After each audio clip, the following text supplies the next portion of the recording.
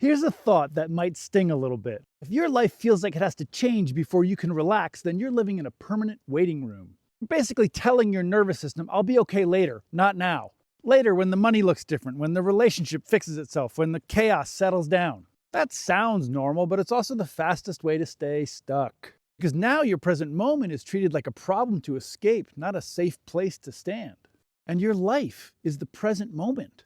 Here's the quiet trap. When you say, I'll be okay once this changes, you hand your emotional stability to the person or circumstance or situation itself. Your boss, your past, your childhood, the traffic, the algorithm. You give agency over your life to everyone but you. And that's not motivation, that's outsourcing your power. Let me be clear. This is not a rejection of growth or a denial of desire or some spiritual trick trying to get you not to want more. Because creating and building and reaching for what you want is part of life. It's healthy. The problem starts when your goals become an escape hatch, when improvement turns into a condition for being okay. Because now your present moment isn't something neutral, it's something to survive. And the issue isn't that you want things to improve.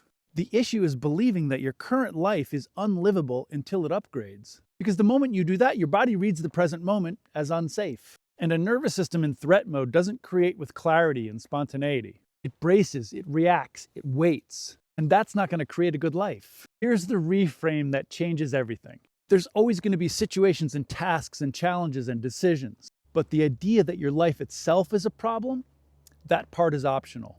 Reality doesn't come preloaded with problems. It comes with conditions and circumstances to handle or not. And some are heavy and painful and genuinely hard. This doesn't mean that your life is failing.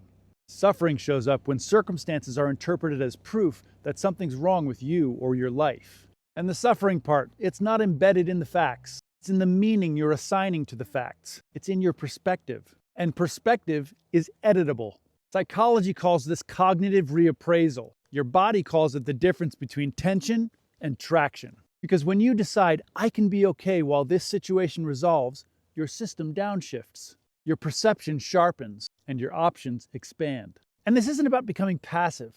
It's about becoming available. Available to choose how you show up. Available to respond instead of defend. Available to move forward in your life without needing the world to cooperate first. And that's real power. That's refusing to put your present moment well-being on layaway. Write my power in the comments to remember all of this in your body. My power in the comments. Like the video, follow me, and click the link in my bio. I'm enrolling my program in manifestation right now, and I want to meet you inside that program. Vibrant beings, have a great day.